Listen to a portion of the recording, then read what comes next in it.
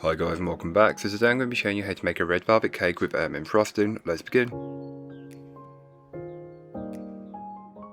To get started on the recipe you'll want to make the cake, so grab yourself a large mixing bowl and place in your sugar and butter and beat the two together until they are combined. The mixture won't really go light and fluffy due to the ratio of sugar and butter being off, but once you've achieved a combined consistency, you can go ahead and add in your eggs one at a time, beating well in between each addition, and repeat the process until you have no eggs left. You can then go ahead and give the bowl a good scraping down, and this is just to incorporate any bits that may not have been fully worked in from earlier on, so make sure you get the very bottom and the top of the bowl, as this is where it normally collects. Then you can go ahead and add in your cocoa powder, followed by the vanilla extract and the red food colouring.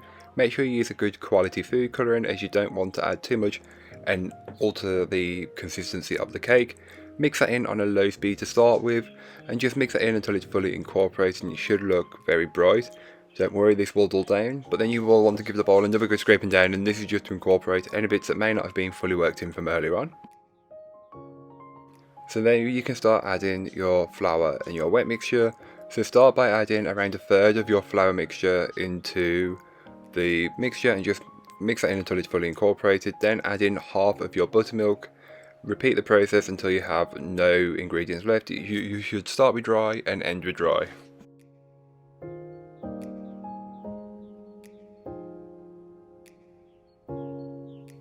So now give the bowl one final scraping down, and this is again just to incorporate any bits that may not have been fully worked in from earlier on.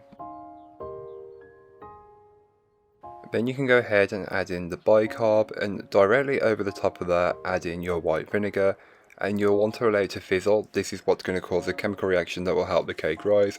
Then just fold this into the mixture until it's fully incorporated. Then you can simply divide the cake between your tins. I find using scales works well, but for this one I just eyeballed it and they turned out pretty well.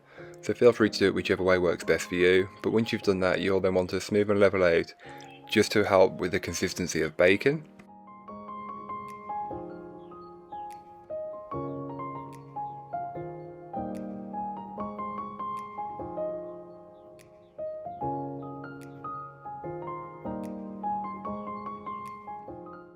So while the cakes are baking in the oven, you can make your frosting. So grab yourself a saucepan and place in your sugar and flour, place it over a medium heat and mix for a good 5 to 7 minutes until the flour has been cooked through. You'll notice a change in the colour, and this is completely normal and what you're looking for. Then you can go ahead and steadily add the milk, stirring constantly as you go ahead. You do not want to stop mixing, and make sure every bit of the dry ingredients is fully incorporated into the wet. You do not want any bits that aren't incorporated. Then mix this on a medium-high heat until it thickens, and it should look something like this. Once it starts bubbling, you can then just mix for a further minute to cook that flour out for certain. Then transfer it into a bowl and cover with cling film so it's touching the surface to prevent a skin from forming. Then leave this somewhere to cool. You can place it into the fridge or the freezer, whichever works best for you. So later in the day, I went ahead and grabbed myself a stand mixing bowl and placed in my butter and beat this on its own until it was lighter and fluffier. And you're not looking for it to be super white or anything, you're just looking for it to be well combined. Once you've done that, you can then start to add in the cooked flour and milk mixture a little at a time until it's fully incorporated, and repeat the process until you have none left. For me, this buttercream looks most similar to an American buttercream. Don't forget to add in your vanilla extract and mix until it's fully incorporated.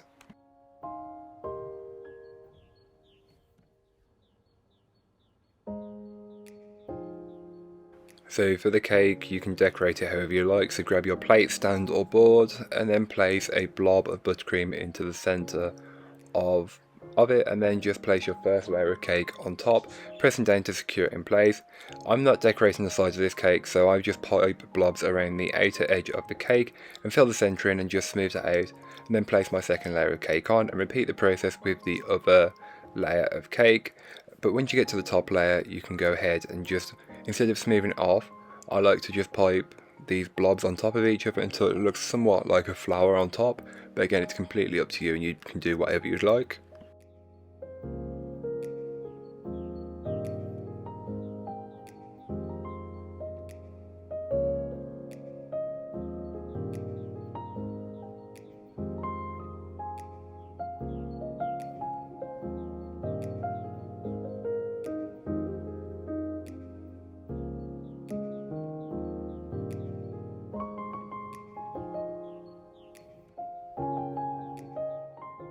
Seeing as this cake was being made for the coronation, I thought I'd add some red, white and blue sprinkles just to the top of the cake.